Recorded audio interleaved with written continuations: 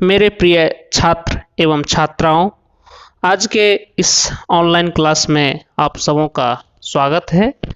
और आज मैं आपके लिए बीए पार्ट 1 ज्योग्राफी ऑनर्स का पेपर फर्स्ट से यूनिट 5 के अंतर्गत एक टॉपिक लेकर के आया हूँ और यह टॉपिक है आपका महासागरीय निक्षेपों का सामान्य वर्गीकरण, general classification of marine deposits. आपके परीक्षा में पूछा जाता है महासागरीय निक्षेप का वर्गीकरण करें, या फिर पूछा जाता है महासागरीय निक्षेपों का सामान्य वर्गीकरण प्रस्तुत करें। तो आज इस क्लास में मैं उसी चीज़ को चर्चा करने वाला हूँ। विगत 2 क्लास में, पिछले क्लास में मैं आपको बताया था कि महासागरीय निक्षेप क्या होता है, किसे कहते हैं। फिर बताया था महासागरीय निक्षेप जो है वह कितने प्रकार का होता है, और मैं बताया था आपको महासागरीय निक्षेप के स्रोत कौन कौन से हैं। तो मैं नाम गिनाया था, उसमें स्रोत बताया था आपको, तो उसमें भी मैं नाम गिनाया था और फिर उसका विशद चर्चा भी किया था स्रोत के बारे में।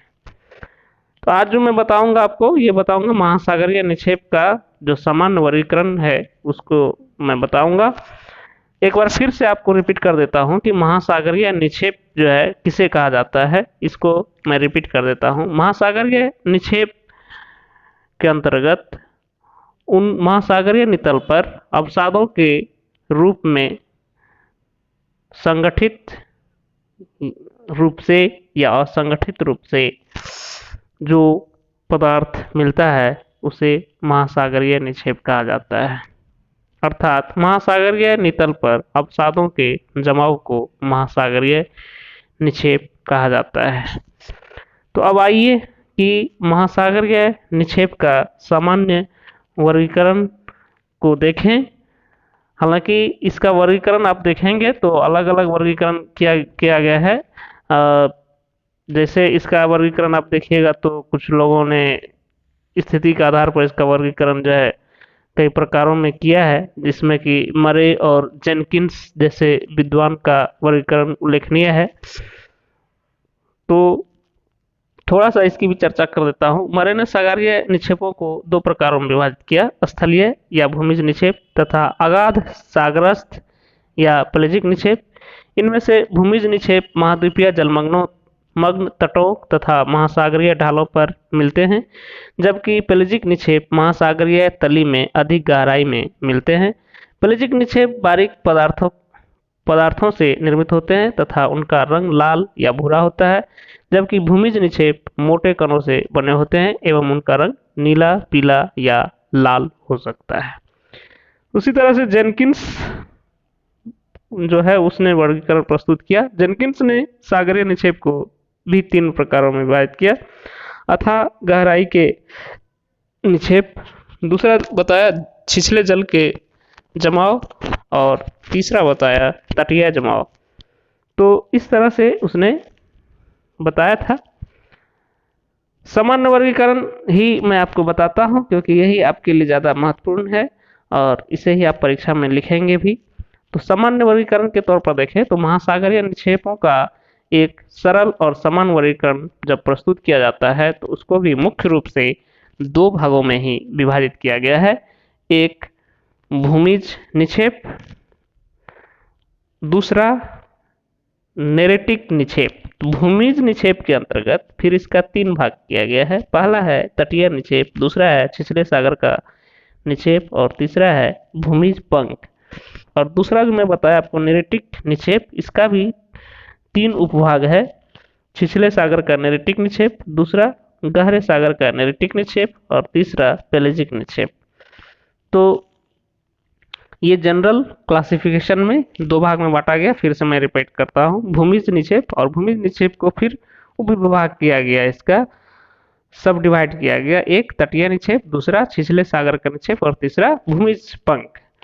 दूसरा जो है वो नैरेटिक निक्षेप है और इसका भी जो है अ, 3 उपविभाग किया गया, सब डिवाइड किया गया। एक छिछले सागर का नैरेटिक निक्षेप, दूसरा गहरे सागर का नैरेटिक निक्षेप और तीसरा पेलेजिक निक्षेप।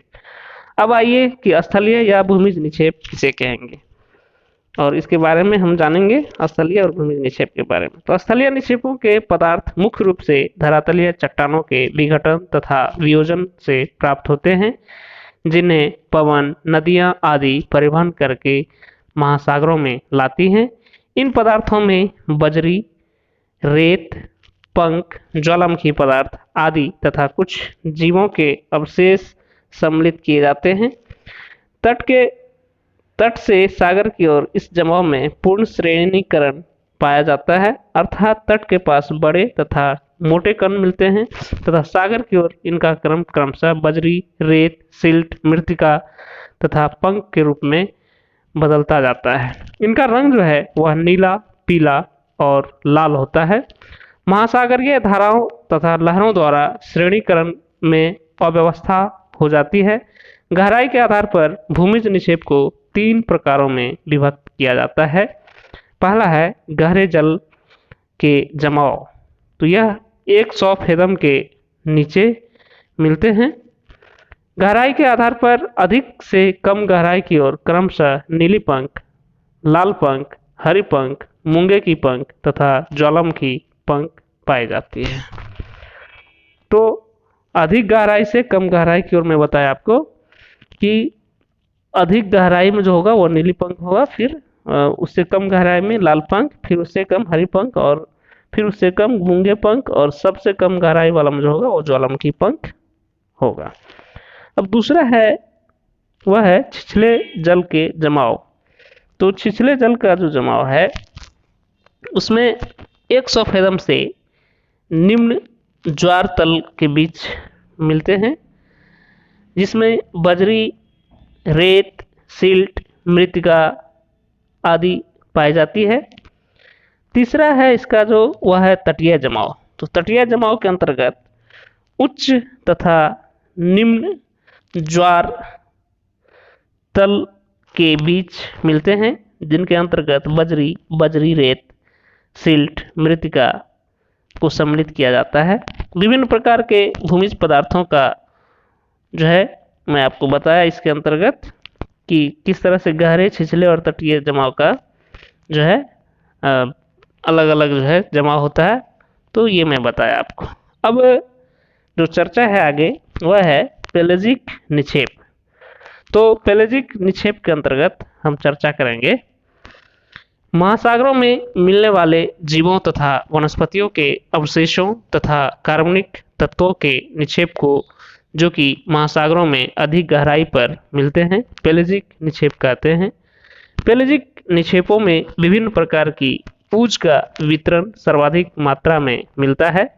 समस्त सागरीय निक्षेपों के 0.4% भाग में टेरोपॉड ऊज, 6.4% में डाइटम ऊज, 3.4% भाग में रेडियोलेरियन ऊज एवं 30.1% भाग में लाल मृत्तिका मिलती है। इनमें से टेरोपॉज ऊज 5 लाख वर्ग मील क्षेत्रफल में मिलती है।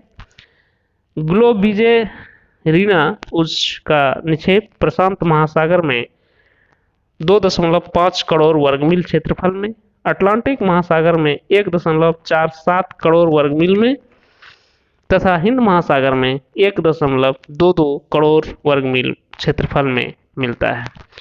रेडियोलेरियन ऊज का निक्षेप प्रशांत महासागर तथा हिंद महासागर में 20 लाख वर्ग मील क्षेत्रफल में मिलता है। डाइटम ऊज का निक्षेप उत्तरी प्रशांत महासागर में 40,000 वर्ग मील और दक्षिणी महासागरों में 1.07 करोड़ वर्ग मील क्षेत्रफल में मिलता है। समस्त महासागरों को मिलाकर लगभग 5 करोड़ वर्ग मील क्षेत्रफल में लाल मृत्तिका का निक्षेप मिलता है। विभिन्न प्रकार के पेलेजिक पदार्थों का विशेष जो है चर्चा पहले भी मैं कर चुका हूं और इस तरह से आपका जो है यह जो वर्गीकरण था वह पूरा होता है। जो सामान्य वर्गीकरण था, सामान्य वर्गीकरण में जो मुख्य रूप से मैं चर्चा किया, आपको यह बताया आपको कि भूमिज निक्षेप, भूमिज निक्षेप में तटीय निक्षेप, छिछले सागर का निक्षेप, भूमिज पंख का चर्चा किया, और फिर नेरेटिक निक्षेप के अंतर्गत छिछले सागर सागर का नेरेटिक निक्षेप, गहरे सागर का नेरेटिक निक्षेप और पेलजिक निक्षेप।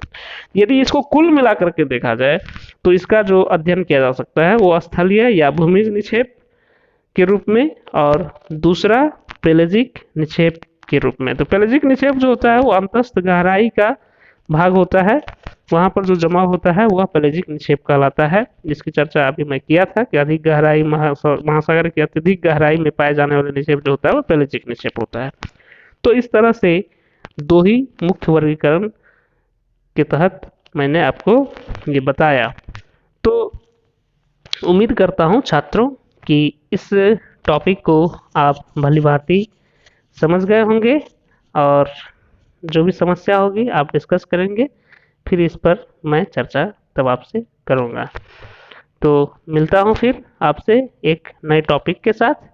तब तक के लिए आप स्वाध्याय करते रहिए, और कोई समस्या हो तो हमसे संपर्क में रहिए। धन्यवाद।